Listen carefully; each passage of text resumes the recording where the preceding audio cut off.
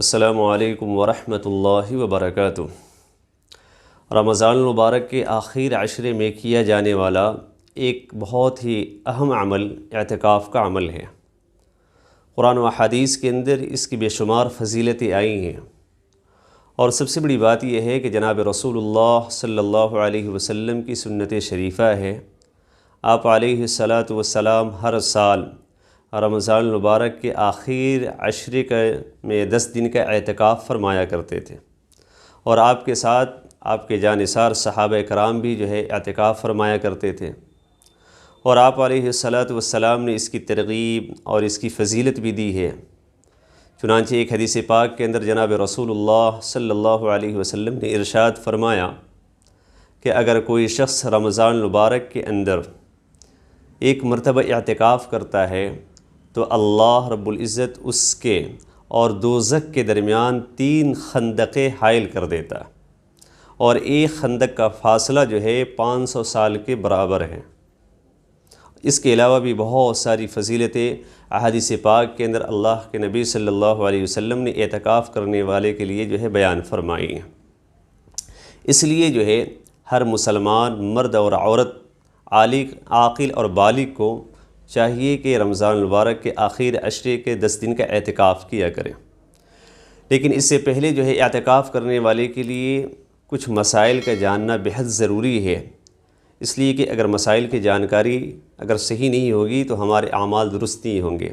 بعض مرتبہ ایسا ہوتا ہے کہ ہم اعتکاف تو کرتے ہیں، لیکن اعتکاف کے مسائل معلوم نہ ہونے کی وجہ سے ہم ایسا کام کر جاتے ہیں جس کی وجہ سے ہمارا اعتکاف ٹوٹ جاتا ہے، اور ہم اپنے خیال میں معتکف ہوتے ہیں۔ اس لیے کچھ چیزوں کا جاننا ضروری ہے، جیسے کہ اعتکاف کی نیت کیسے کی جاتی ہے، اعتکاف کب سے کب تک کیا جاتا ہے، اعتکاف کتنے دنوں کا کیا جاتا ہے، اسی طریقے سے اعتکاف کے اندر کون کون سے اعمال کرنے چاہیے اور کون کون سے اعمال سے اپنے آپ کو بچانا چاہیے، یہ مسائل کا جاننا بہت ضروری ہے۔ تو آج کے اس ویڈیو میں ہم اعتکاف کے ضروری مسائل کو سمجھیں گے، اور آپ کے سامنے اعتکاف کے ضروری مسائل بیان کیے جائیں گے ایک ایک کر کے۔ تو آپ سے گزارش ہے کہ آخر تک اس ویڈیو کو پورا دیکھیں، تاکہ اعتکاف کے مسائل ہیں آپ کے سامنے کھل کر کے آ جائیں۔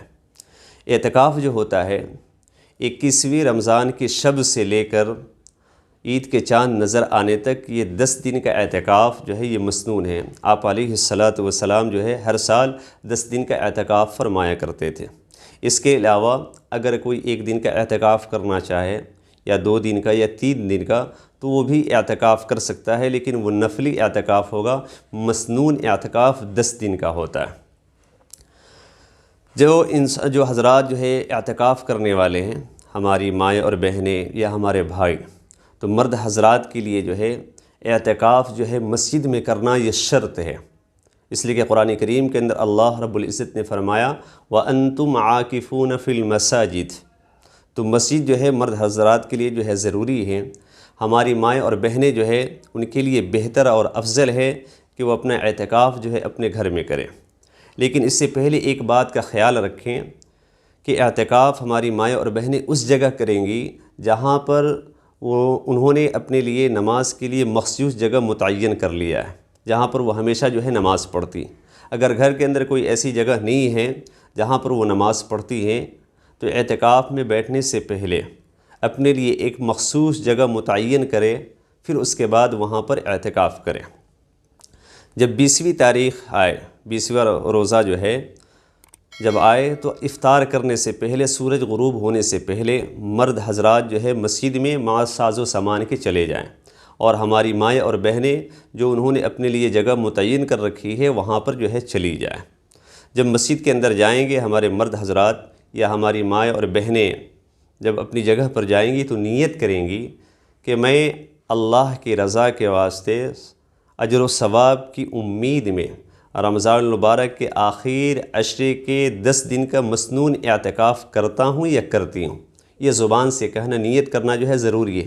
نیت کے اندر میں نے پہلے بھی بتلایا ہے کہ نیت کے اندر زبان سے کہنا ضروری نہیں ہوتا، اصل نیت کہتے ہیں دل کے ارادے کو، تو دل کے اندر یہ ارادہ کر لیں۔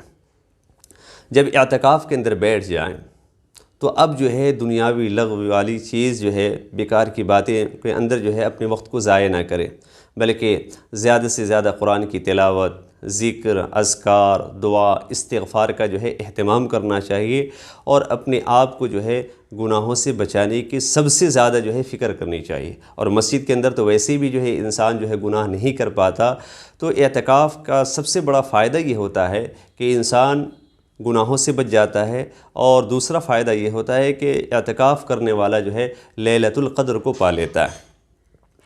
اب کون کون سے اعمال ہیں جو اعتکاف کے اندر جو ہے نہیں کرنا چاہیے، جس سے اعتکاف جو ہے فاسد ہو جاتا ہے؟ تو مرد حضرات کے لیے ضروری ہے کہ وہ مسجد سے جو ہے بلا ضرورت کے جو ہے مسجد سے باہر نہ نکلیں۔ ہاں اگر طبعی ضرورت ہے، جیسے پیشاب ہے، پیخانہ ہے، یا اسی طریقے سے غسل جنابت ہے، یا گھر سے کوئی کھانا لانے والا نہیں ہے، یا کوئی دوست احباب لا کر کے نہیں پہنچا سکتا، تو جو ہے کھانا لانے کے لیے گھر پہ جا سکتا ہے، کھانا لے کر کے جو ہے پھر مسجد میں آ کر کے کھائے، گھر پہ بیٹھ کر کھانے کی اجازت نہیں ہے۔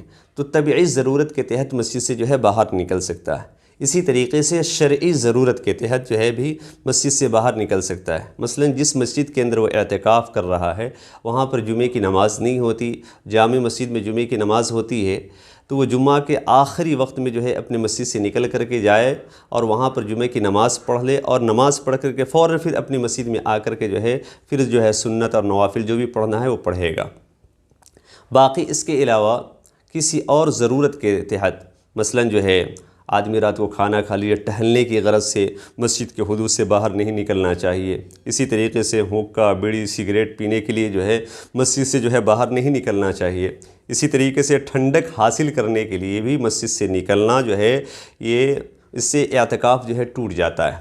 اس لیے جو ہے مسجد سے بلا شرعی اور طبعی ضرورت کے جو ہے نہیں نکلنا چاہیے۔ اسی طریقے سے ہماری مائیں اور بہنیں جہاں پر جو ہے جس کمرے میں اعتکاف کر رہی ہیں اس جو ہے کمرے سے جو ہے بلا ضرورت جو ہے باہر نہ نکلے۔ ہاں وہاں پر رہ کر کے جو ہے اپنے گھر کے کام کاج جو ہے کر سکتی ہیں۔ اگر کوئی سلائی کا کام کرنا چاہتی ہیں تو سلائی یا کڑھائی کے جو بھی کام ہے گھریلو کام جو ہے کر سکتی ہیں۔ اسی طریقے سے ہماری مائیں اور بہنیں اگر گھر میں کوئی کھانا بنانے والا نہیں ہے تو وہ جا کر کے جو ہے کھانا بنا سکتی ہیں، اور کھانا بنا کر کے جو ہے کھانا لے کر کے پھر اس گھر میں آ جائیں اور پھر وہاں پر جو ہے کھانا کھائیں۔ اسی طریقے سے اگر اعتکاف کے دوران ماہواری شروع ہو گیا تو اس سے بھی جو ہے اعتکاف جو ہے ٹوٹ جاتا ہے۔ مرد حضرات اکثر یہ بات اس کے ضمن میں پوچھتے ہیں کہ مسجد کا حدود کس کو کہتے ہیں؟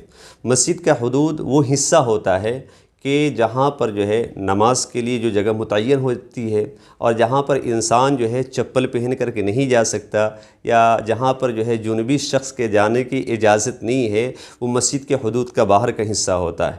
اور مسجد کے حدود کا اندرونی حصہ جو ہوتا ہے اس کے اندر ہی معتکف کو رہنا چاہیے، اس سے باہر جو ہے نہیں نکلنا چاہیے، ورنہ جو ہے انسان کا جو ہے اعتکاف جو ہے ٹوٹ جائے گا، پھر بعد میں جو ہے اس کی قضا کرنی پڑے گی۔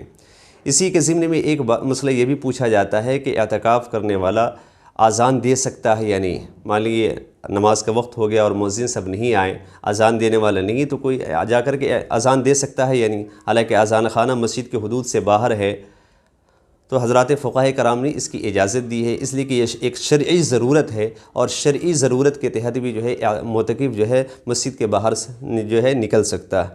تو یہ چند ضروری اور بنیادی مسائل تھے اعتکاف کے متعلق جو آپ کے سے گزارش کرنی تھی۔ مجھے امید ہے کہ آپ کو یہ ویڈیو اچھی لگی ہوگی، تو ثواب کی نیت سے آگے بھی اپنے دوستوں میں، بھائیوں اور بہنوں میں جو ہے زیادہ سے زیادہ شیئر کریں، تاکہ وہ لوگ بھی جو ہے اس سے زیادہ جو ہے فائدہ اٹھانے والے بن جائیں، اور اعتکاف کے ضروری مسائل کا علم جو ہے انہیں بھی ہو جائے۔ اللہ ہم سب کو عمل کی توفیق نصیب فرمائے۔ السلام علیکم ورحمۃ اللہ وبرکاتہ۔